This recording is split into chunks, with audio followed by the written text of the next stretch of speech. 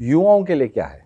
जी जो यूथ है, अभी उसकी शादी हुई है, एक बच्चा है, ज़्यादा से ज़्यादा, जी। दोनों हस्बैंड वाइफ वर्किंग में हैं, जी जी जी इतने पैसे नहीं है, इतना बजट नहीं है, जी काम जी अच्छी कंपनियों में जी कर रहे जी हैं, जी जी एजुकेटेड हैं, हाँ हाँ हाँ लेकिन जी अपने लिए मकान बनाने जी लायक अभी उनके पास पैसे जी नहीं है, जी तो जी। उनके लिए क्या लेकर आए आप? देखिए उसके लिए हम लोग क्या करते हैं कि अगर मकान नहीं है तो मकान की प्लानिंग करनी पड़ेगी। अच्छा, हर एक की पॉकेट के अंदर या तो मकान होना चाहिए या प्लानिंग होनी चाहिए। अच्छा। प्लानिंग करनी है पहले। हुँ, प्लानिंग क्या होती है? मान लीजिए मैं दिल्ली एनसीआर में रहता हूँ, हुँ, यहाँ रेट ही 2 लाख रुपए गज से स्टार्ट हो रहा है, हुँ, लेकिन 2 लाख नहीं है तो मैं कभी नहीं ले पा रहा।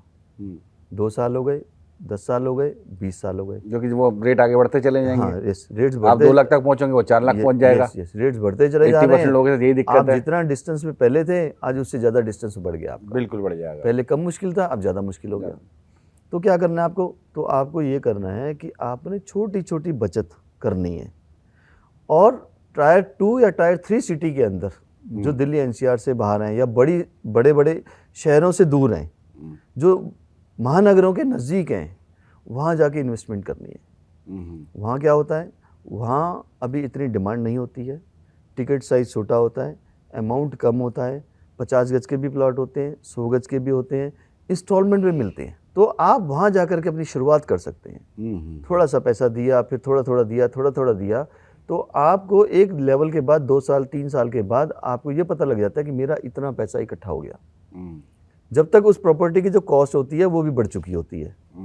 तो आपको ये लगता है कि मैंने एक चीज़ तो कर ली, चाहे मैं जहाँ रह रहा हूँ वहाँ नहीं करी, लेकिन मैंने कहीं और कर ली। जैसे लोग वृंदावन जाते हैं, भिवाड़ी जाते हैं, खाटू श्याम में करते हैं, हरिद्वार में करते हैं, और भी नियर बाय एरिया में काफ़ी सारी प्लॉटिंग होती हैं, ब्रजघाट में करते हैं।